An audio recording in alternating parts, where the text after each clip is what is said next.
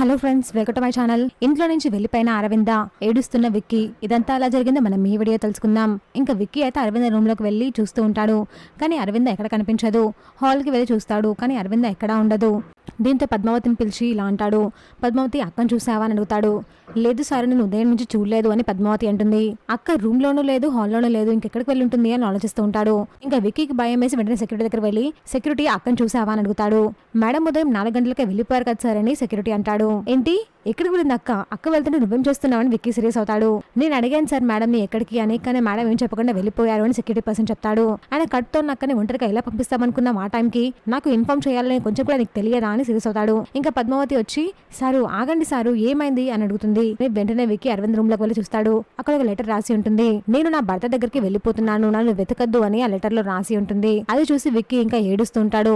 ఇంతలో అక్కడికి పద్మావతి వస్తుంది. పద్మావతిని పట్టుకుని విక్కీ ఏడుస్తుంటాడు. సారు ఏమై ఉండదు సారు, ఎందుకు ఏడుస్తున్నారు అని పద్మావతి అడుగుతుంది.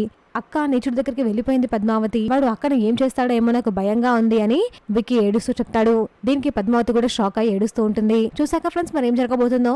ఇలాంటి జెన్యూన్ అండ్ రెగ్యులర్ అప్డేట్స్ కోసం మా వీడియోకి లైక్ చేసి ఛానల్ సబ్స్క్రైబ్ చేసుకోండి.